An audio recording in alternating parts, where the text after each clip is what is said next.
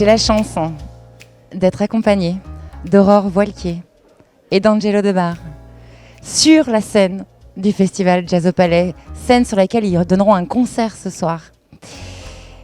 Et je me tourne, on va se dire, on se disait il y a 2 secondes, donc et je peux m'autoriser la même chose avec toi, vous, ça va certainement être du vous, toi. Bien, moi le vouvoiement, je ne connais pas trop bien. Je le connais pas très bien. Je me tourne vers toi, vers une question sur laquelle j'espère que tu pourras rebondir. Tu as une nombreuse... Alors, je reviendrai sur ton parcours un peu atypique parce qu'on va en parler en 2 secondes. Parce que quand on vient du classique, comment on arrive au jazz manouche, ça reste une vraie question. Mais parmi tes nombreuses collaborations, tu en as fait un certain nombre en ne citant éventuellement que, si on n'en citait qu'un, éventuellement Thomas Dutronc. Comment as-tu jeté ton dévolu sur ce monsieur, Angelo Debar, s'il te plaît? Angelo Debar est un génie de la guitare et quand j'avais 17 ans et que j'ai commencé à m'intéresser à cette musique manouche, on va dire entre guillemets, mais aussi tzigane, gitane, eh bien forcément j'ai écouté tout le monde, dont Angelo Debar, qui fait partie des maestros de la guitare de cette musique-là. On ne peut pas écouter cette musique sans écouter Angelo Debar. Et Angelo Debar, il a une couleur dans son jeu qui le rend unique, c'est-à-dire il a cette couleur de la musique, il a fait du cabaret à une époque, il y a longtemps, n'est-ce pas, avec des amis qui sont aussi devenus amis, Serge Camps, Franck Anastasio et compagnie, et en fait il a une couleur tzigane dans son jeu, on mélange, on entend la Serbie, on entend la Roumanie, on entend la Hongrie, c'est une couleur qui est rare dans les guitaristes, qui sont tous excellents, attention, je ne dénigre personne, mais moi c'est une musique qui me touche, et Angelo Debar, il a ça en plus pour moi, selon mon opinion, qui me touche. Et alors évidemment, j'avais 17 ans, j'écoutais ses disques, jamais de ma vie j'aurais pensé qu'un jour j'en ferais avec lui. Eh ben, j'en ai fait 2 avec lui, n'est-ce pas Angelo Debar? Mais oui, avec grand plaisir, et très intéressant, et des belles choses qui ne sont pas jouées. C'est pourquoi on a pu faire cette alliance ensemble, et avec un bon choix de thème, le temps qu'il fallait pour bien préparer les petites affaires. Et on a fait 2 disques très sympas que j'aime beaucoup. Comment s'est passée cette rencontre avec Aurore Voilquier? J'avais aperçu, vu qu'elle jouait avec Serge, un vieil ami de longue date avec qui j'ai démarré ma carrière. Et au fur et à mesure du temps et des années, je l'entendais, c'était de plus en plus sympa. Sans que je lui dise, bien sûr, parce que je fais pas trop de compliments, c'est pas très à la mode chez nous, mais ça n'empêche pas d'apprécier. Et donc le jour où elle m'a proposé, Angelo, tu voudrais bien, s'il te plaît, merci, à genoux. Je dis, écoute, oui, pourquoi pas, et avec grand plaisir. Et on en est là, ça fait bien 3 ans, 4 ans qu'on tourne, 3 ans, 5 ans. 5 ans. Ça va faire 5 ans. En fait, on s'est croisés au gré des bufs. Angelo a toujours été contacté pour faire des concerts dans Paris, dans des clubs. Et là où on va tous, en fait, c'est le club de jazz par excellence, c'est le lieu de rencontre pour les musiciens. C'est pas des lieux où on gagne des fortunes, mais c'est des lieux où justement les liens se créent, se font.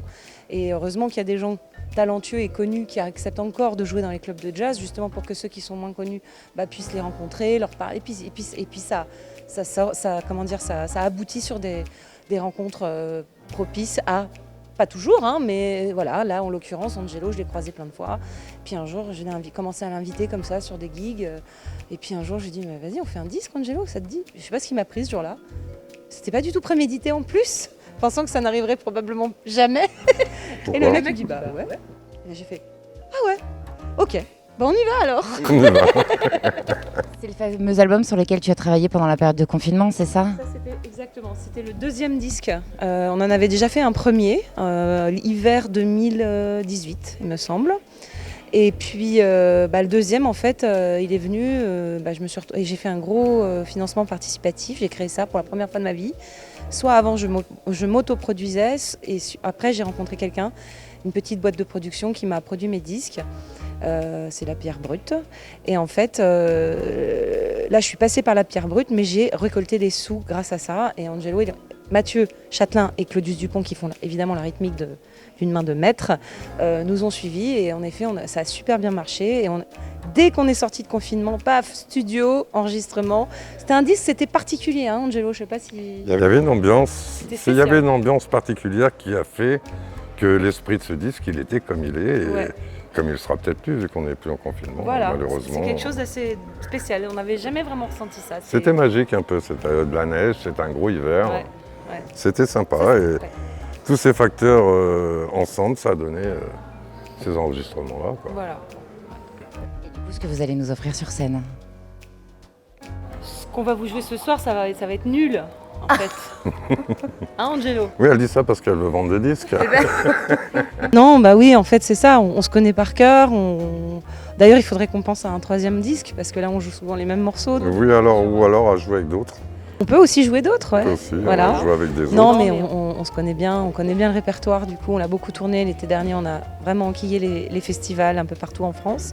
Et on est très très heureux d'être ici ce soir dans cette jolie ville d'Albi.